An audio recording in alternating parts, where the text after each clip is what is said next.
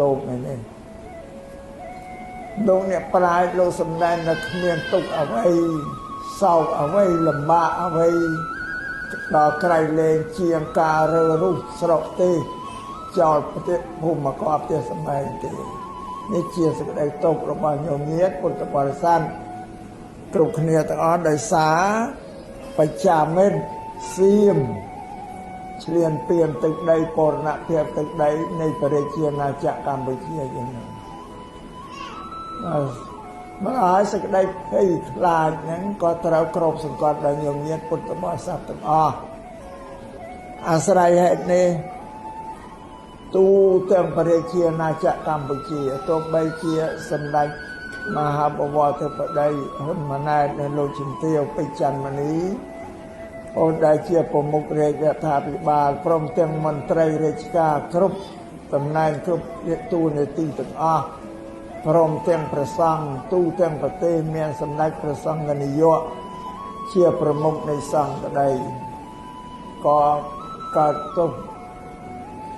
ក្នុងប្រទេសក្នុងទឹកចិត្តគ្រប់គ្នាទាំងអស់មិនទុកសម្រាប់តែញោមញាតិពុទ្ធបរិស័ទទេបងញោមញាតិបរិស័ទថាទុកមួយហើយក៏ធំតែ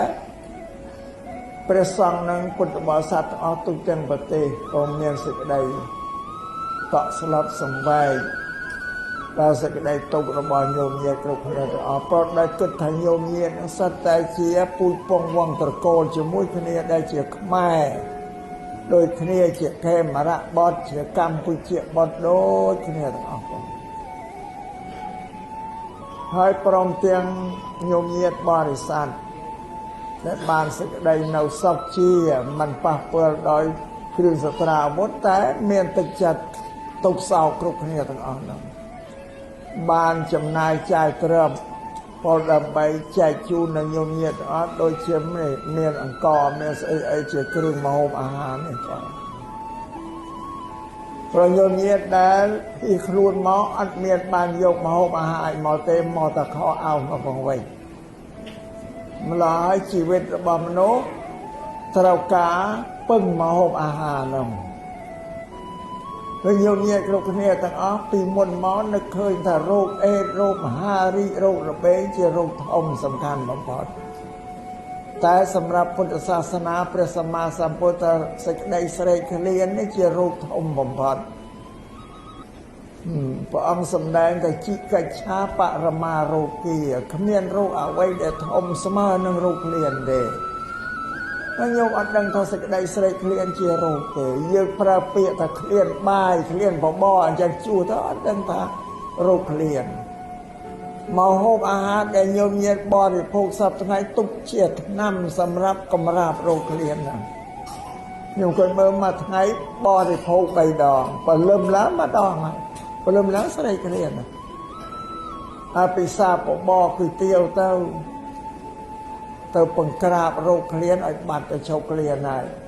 តែអត់បានប្រមាណម៉ោងទេ3 4ម៉ោងដល់ម៉ោងមកដល់10វាអស់ជាតិឆ្នាំអាហារទៅរោគឃ្លានហ្នឹងរើឡើងទៀតហើយណាលេបម្ដងទៀតពេលថ្ងៃត្រង់នឹងសង្កត់រោគឃ្លានទៅបានស្ងប់ទៅបាន3 4ម៉ោងដល់ម៉ោង5ល្ងាចអស់ជាតិឆ្នាំទៅរើទៀតនេះជារោគធំបំផុតផងមនុស្សគ្រប់គ្នាទាំងអស់នៅលើសាកលលោកដូចគ្នាទៅវាអំពល់តែនឹងរោគកាពះរោគឃ្លានហ្នឹងបងសប្តាហ៍ដែលញោមញាតិស្រវាសទិញធ្វើកិច្ចការងារទាំងឡាយទាំងពួងព្រោះសេចក្តីស្រេកឃ្លាននឹងឯងរីឯទ្រព្យសម្បត្តិដទៃទៀតអាហ្នឹងរឿងក្រោយទេតែរឿងដែលសំខាន់គឺរោគឃ្លានហ្នឹងឯងបងបានមកអាមកដើម្បីនឹងប្រមញោមញាតិបរិស័ទទូទាំងប្រទេសហ្នឹងសូមជំនួយដើម្បីយកមកជួយដល់ញោមញាតិហ្នឹងបងអំណោយទាំងអស់នេះមិនមែនផាអាត្មាទេណាញោមញាតិផងញោមញាតិសពបរោះទូទាំងប្រទេសទេអាត្មាគ្រាន់តែជាអ្នកនាំអំណោយរបស់ញោមញាតិនោះមកចែកជូនញោមញាតិជាតំណាងទេមិនមែនផាអាត្មាទេបងពីព្រោះ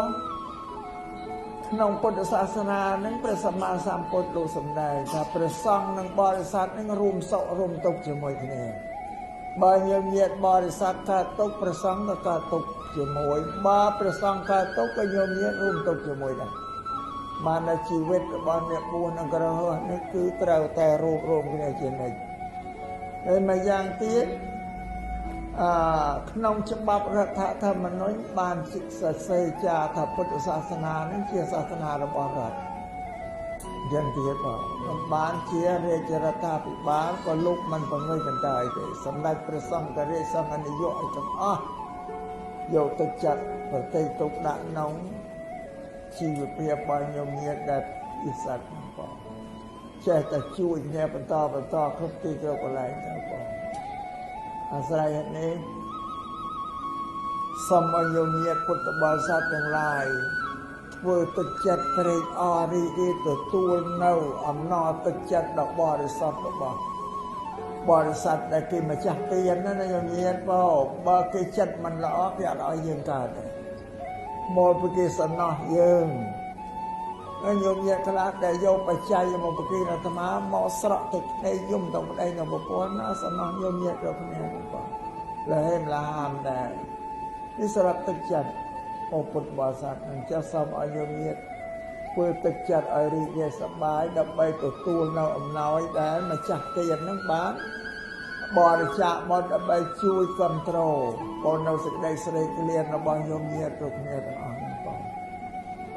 អាស្រ័យហេតុនេះ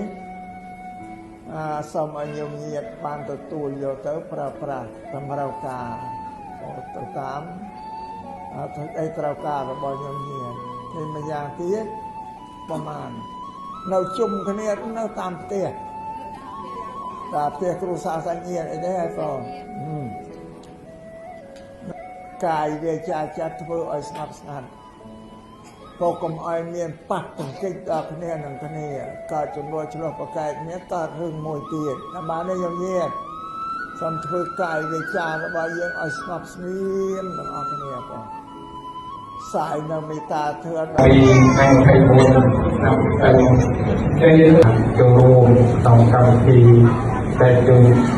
ទៅវត្ថុជូនដល់បងប្អូនជនពិសេសនៅវត្ត